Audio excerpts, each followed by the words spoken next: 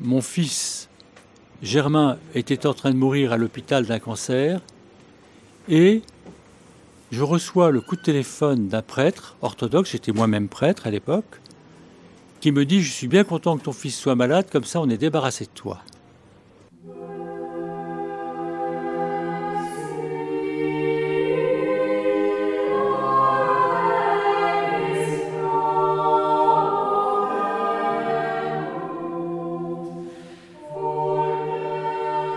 Pardon, c'est d'abord, si on est chrétien, de comprendre que le message principal du Christ, c'est à la fois le pardon et l'amour des ennemis. Le Christ dit « Aimez vos ennemis ». Qui pratique ça ? Pardonnez à ceux qui vous persécutent. Qui pratique ça ? C'est dur. Hein. Alors, ça demande un effort.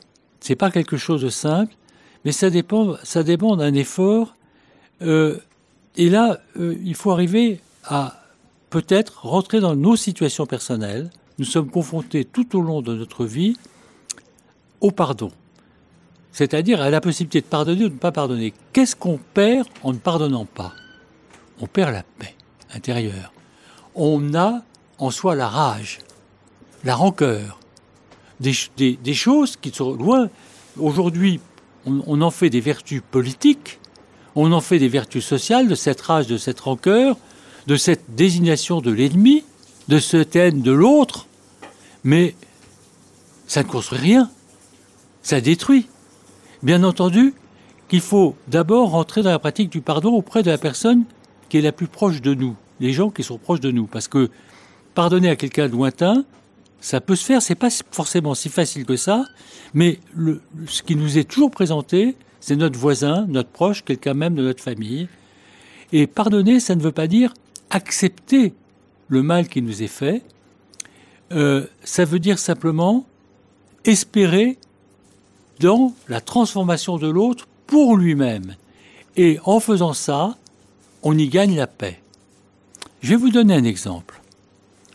Il y avait, ça pourrait se passer au XXIe siècle, un fanatique d'une religion qui prônait la mort de tous ceux qui n'étaient pas d'accord avec lui. Tout le monde se dit, il va parler des islamistes, etc. Je voudrais qu'on écoute mon histoire jusqu'au bout. Et ce fanatique se réjouissait, de la mise à mort de quelqu'un qui ne partageait pas sa façon de voir la religion. Il en prêchait une autre, et dit, chrétienne d'ailleurs, et dit, cet homme mérite la mort. Et tout d'un coup, il croise le regard de celui qui était en train de mourir, qui le regarde. Et il voit deux choses dans ce regard. La première, c'est qu'il était aimé par cet homme que lui haïssait. Et il ne comprend pas. La deuxième, admiré. Et je dis, mais il est fou, c'est un fou furieux. Et Saul s'en alla pensif après avoir participé à la lapidation d'Étienne. Saul, assassin hier, saint demain, apôtre des nations. Je voudrais revenir sur le pardon parce que j'ai dit trop peu de choses sur le pardon. Parce que le pardon, il faut quand même... J'ai été confronté dans ma vie, comme chacun, à des situations où je devais pardonner à quelqu'un dans des situations horribles, c'est-à-dire un mal, mais un mal qui m'a été fait violent. Je vais quand même raconter l'histoire, parce que si je ne mets pas les choses à l'échelle de quelque chose, ça va rester abstrait. Alors, pardonnez-moi de parler de moi.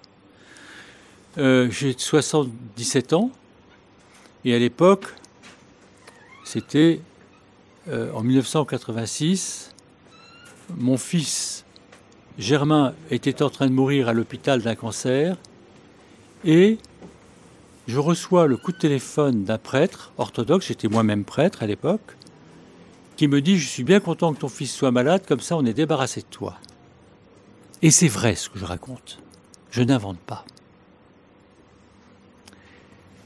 Et j'étais tétanisé par ce coup de téléphone, et sanglotant, je ne comprenais pas pourquoi. Quand mon fils est mort,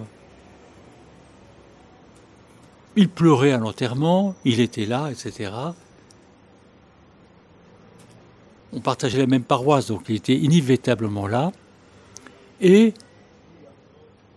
je n'ai jamais éprouvé de haine pour quelqu'un. Je n'ai pas été tenté par ça dans ma vie. Mais le démon est beaucoup plus subtil que ça. Il m'a proposé la fausse impassibilité, l'indifférence, en me disant « oublie-le. Ne vis plus avec lui. Il n'est pas là, il n'est pas à côté de toi. Oublie-le. Hein, tu fais comme s'il n'existait plus. » Et je me suis dit, mais en faisant ça, mon cœur va devenir glacé. Et je m'éloigne du commandement du Christ qui dit « aimez vos ennemis, c'est un ennemi, je ne l'aime pas. Pardonnez à ceux qui vous persécutent, c'est quelqu'un qui m'a persécuté. Certes, je ne le hais pas, mais l'indifférence, c'est pire que tout.